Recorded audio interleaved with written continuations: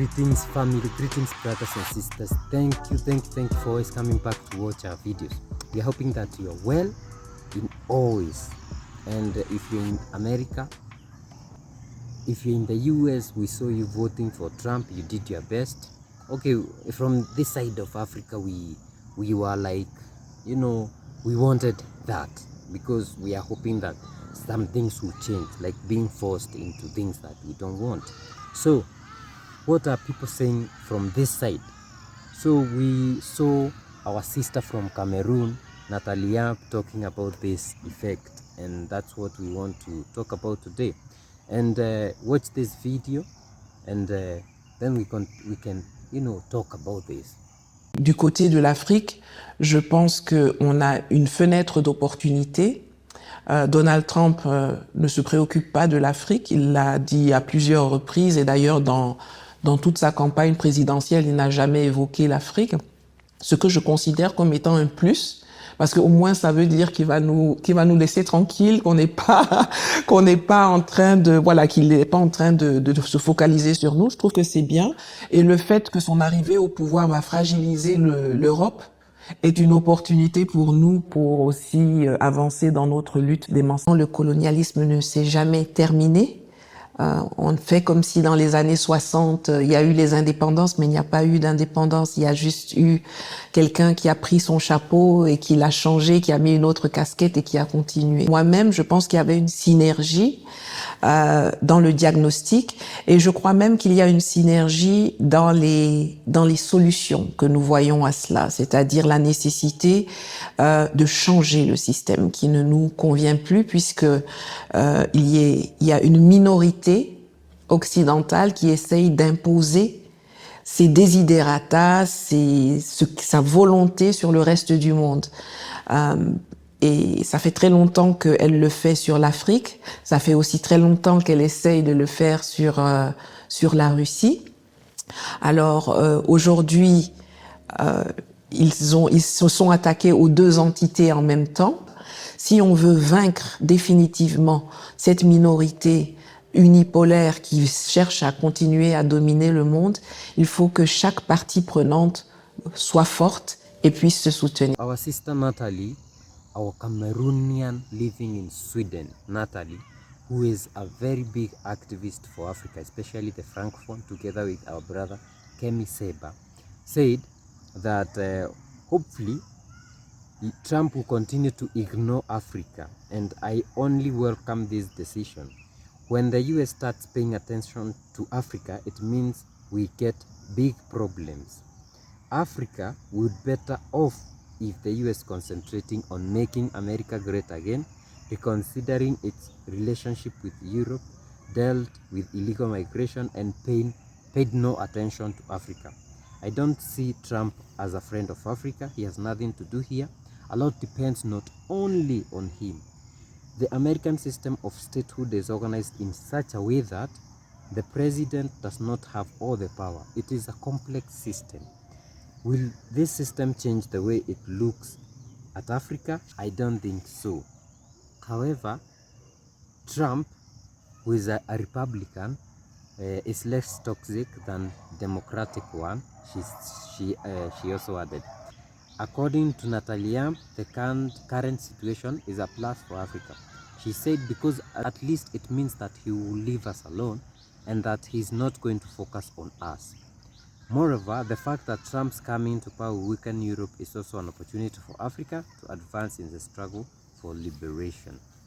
Do you also believe that? Because something, most Africa, if you guys know, is we were supporting the Trump, winning. And what we are expecting is, Trump says making America great again. And making America great again meaning that they will concentrate more on America, like our sister Natalie is saying. So it means that with Trump concentrating more on America and maybe the relationship with Europe, the wars, ending the wars and all that, we'll get time to be independent, because we have seen for the past 4 years, US coming into Africa with this, even the military bases started when Obama was president. Then when Trump was president, things calmed down.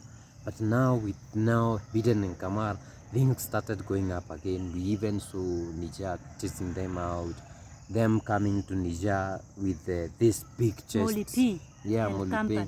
Yeah. You saw Molipi coming to blackmail Niger until Niger said we cannot do with this blackmail, and they chased them out. And they are still trying to look for another place in Cote d'Ivoire because that democratic group believes in continuous control of Africa. And for us in Africa, we are hoping that that won't be the case, and that's what our sister is saying. I also hope so, because we were supporting that, like we were behind the Trump campaign, because we were expecting that. But can they fully leave Africa alone? I doubt. It might be at a very minimal, at a very low rate. These countries can't survive. These countries can't survive without Africa. Our minerals are at the heart of their survival. Yeah. So saying that Trump will leave Africa alone, maybe in terms of, you know, the migration policies, The military. the militaries, and just some minor things really. But in terms of minerals, there's a lot of companies that supported Trump that rely on our minerals. Especially Elon Musk. Exactly. So, and for him to say, I don't want anything to do with Africa, it might be very difficult. Maybe Trump as an individual would want to say that, but the circumstances will just force him to continue having these bad relations that they always have with us. So we can celebrate that, because we can maybe say that Trump will not bother us as much as Biden continued, you know, talking about Africa. Of late we had the Haiti and Kenya mission, where the US was funding the operation in Haiti. So maybe some of these things will not be at the rate that they were during the Biden's operation, during the Biden's what do you call it, term. During the Biden term. But right now we just wait and see, because Trump also talks a lot, and is he the one to make the final decisions? But every government comes with its priorities and its interests. If their interest will be more into minerals, you know, we have seen the Biden administration being more into, you know, medical things, pharmaceutical health things, and forcing Africa into a lot of things relating to health and food, especially GMOs and all that. So we are hoping that these things will end, and you know, gender-related things. We are hoping that this will be more into business, because Trump has always been an entrepreneur. So that's my hope. And you know, when it's more into business side, it makes more sense than more into social, cultural, and forcing Values. you, like health-wise. No, we want to eat our own food and eat our own medicine, not what they are forcing us into it. So I think what Natalie Yambe is saying is in order. That is our hope for many African countries, or most Africans, and we hope that it will be it. We will get more time to fight for our own sovereignty. So guys, let us know what you think in the comment section. If you'd like to support us, we have a Buy Me a Coffee link in the description. We also have, we are also selling the Sahel hats. You remember them? Just click the link in the description, go to our shop and purchase us in Amazon or any other, you know, online shop. Also like, share and subscribe if you haven't, and we see you in the next one. Bye bye.